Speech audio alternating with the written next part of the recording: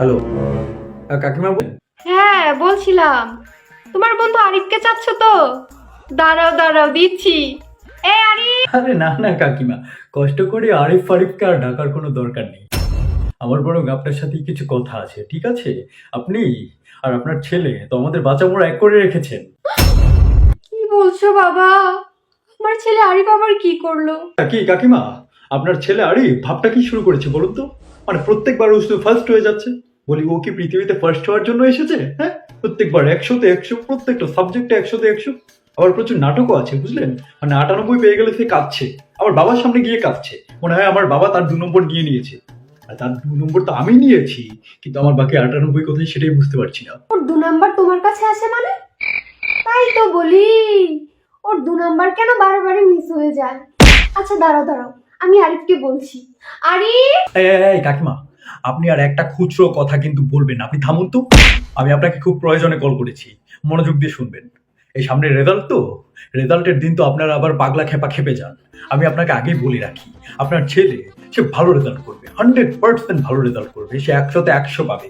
যদিও আমি সেটা মন থেকে চাই না, কিন্তু আমি না চাইলেও সে করে ফেলবে। ওর স্বভাব খারাপ তো, ও ভালো করবেই। আর আমি 100% খারাপ রেজাল্ট করবো, কারণ আমি সেটা করেই থাকি। আমার স্বভাব আর একটু খারাপ। তো কাকিমা দেখুন, রেজাল্টের দিন আপনি যদি আমার বাবাকে ফোন করে জিজ্ঞেস করেছেন আপনার ছেলে রেজাল্ট কেমন করেছে, তাহলে কিন্তু আমার বাবা ফোন রাখার পর আমাকে যতগুলো কেলাবে, আমি কিন্তু আপনার ছেলেকে ততগুলো ঘুরিয়ে দেবো, বলে দিলাম। ঘুরিয়ে দেবে মানে? তুমি কি মারপিটের কথা বলছো? বাবা তুমি এত খেপলে কেন? না না কাকিমা, খেপতে তো আমি চাচ্ছি না, খেপতে আমি মোটেও চাচ্ছি না, কিন্তু খেপাচ্ছেন তো আপনারা। গতবার রেজাল্টের পরে আপনি কি করেছেন বলেন তো? আপনি আমার বাবাকে ফোন করে বলছেন আমার ছেলে কিন্তু ডাক্তার হবে। মানে কি? মানে রেজাল্টের দিনে আপনার ছেলে ডাক্তার হয়ে যাচ্ছে? অন্য কোনো দিন ডাক্তার হতে নেই, শুধু ওই দিনই হচ্ছে? আমার বাবাকে টিপ্পনি কাটছেন, হ্যাঁ? আর আমার বাবা ফোন রাখার পর আমাকে যে রোগী বানিয়ে দিচ্ছে সেটা আপনি জানেন? জানেন কি? রোগী বানিয়েছে মানে? কি করে রোগী বানালো? এটার জন্য কি আলাদা পড়াশোনা আছে বাবা? তুমি আমাকে একটু খুলে বলো তো। আসুন কাকিমা আসুন, আমি আপনাকে ভালো করে খুলে বলছি। আমাকে যে উদুম কেলানটা কেলিয়েছে আমার বাবা, হ্যাঁ, সেগুলোর দাগ আমার পিঠে আছে, আমি খুললে আপনি দেখতে পাবেন। এটার জন্য আলাদা পড়াশোনা আছে কিনা। ছেলেকে পড়াতে পড়াতে ছাগল বানিয়ে ফেলেছেন আপনি, জানেন? আপনার ছেলে যখন মাঠে যায়, আপনার ছেলেকে সবাই খেপায়, আপনার ছেলেকে সবাই পোল্ট্রি বলে ডাকে, আপনি কি জানেন? ফার্স্ট বয়ের মা, মানে খুব গর্ব আপনার, তাই না? এই যে শুনুন, আপনার ছেলে ডাক্তার হবে আর আমি রোগী হব, এজন্য আগে থেকে আপনার রোগী খুঁজে নিতে হবে। আমার বাবা আমাকে যদি ওদুম কেলায় না, এবার কিন্তু আপনার গোষ্ঠী শুদ্ধ ষষ্ঠী করে দেবো, বলে দিলাম। কি কি কি কি পুষ্টির কথা বলবে? ও, পুষ্টিকর খাবার।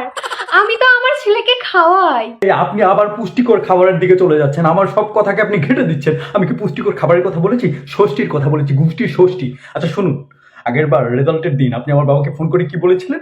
বলেছেন যে আপনার ছেলে 65 পেয়েছে, অনেক ভালো নাম্বার পেয়েছে। আমার ছেলের তো খারাপ হয়েছে, মাত্র 95 পেয়েছে।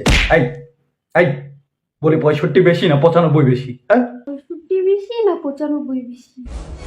খুব জটিল অঙ্ক। দাঁড়াও দাঁড়াও, আমার ছেলেকে ডাকি, ও আবার ভালো অঙ্ক বুঝে। কই রে? আপনি আবার সব ঘেটে দিচ্ছেন। শুনুন, আপনাকে একটা কথা বলি, খুব জরুরি কথা, মনোযোগ দিয়ে শুনবেন কেমন? হ্যাঁ হ্যাঁ, তুমি আমার ছেলের ক্লাসমেট, তোমার কথা শুনবো না? বলো বলো বাবা। আপনার প্রতি শ্রদ্ধা এবং সম্মান রেখে একটা কথা বলছি, আপনারা সবাই ছাগলের বংশধর। কি বললে তুমি? ও, ছাগল। ছাগল তো এবার কুরবানি দিয়েছিলাম, সামনের বার বড় দেখে একটা ষাঁড় কুরবানি দিব, বুঝতে পেরেছো? ফোন রাখুন। Hello hello hello hello.